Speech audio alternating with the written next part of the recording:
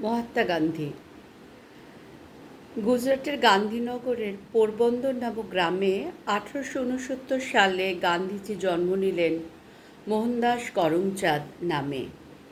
পরবর্তীকালে ইনি ইতিহাস প্রসিদ্ধ মহাত্মা গান্ধী নামে। অহিংসা নীতি, লবণ সত্যাগ্রহ, ইংরেজ ভারত ছাড়ো, স্বাধীনতা আন্দোলনের পুরোধার নামে। ছেলেবেলা থেকে ইনি বেড়ে উঠেছিলেন রামায়ণ মহাভারতের সমস্ত গল্প শুনে। পরবর্তীকালে ইনি ব্যারিস্টার হয়ে বিলেত যান চলে। চরকা কেটে ও খাদি বুনেই করেছেন ভারত মাতার নাম। লবণ সত্যাগ্রহ, ডান্ডি মার্চ, বুনিয়াদী শিক্ষা সবই তার অবদান। স্বদেশের মুক্তিই ছিল তার ধ্যান জ্ঞান। ভারতের স্বাধীনতা আন্দোলন নরমপন্থী চরমপন্থী উভয়েরই রয়েছে অবদান।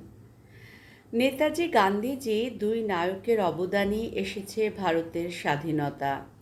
স্বাধীনোত্তর ভারতের ভিত্তিপ্রস্তর স্থাপনে ছিল গান্ধীজির চেতনা উদ্যোগেরই প্রবণতা।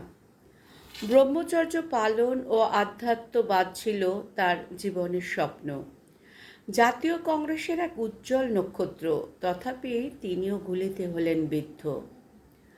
ভারতের মুদ্রায় রয়েছে তার মূর্তির ছাপ। বিতর্কিত এই মহানায়ক তথাপি ইতিহাসে নিয়েছে তার ঠাঁই।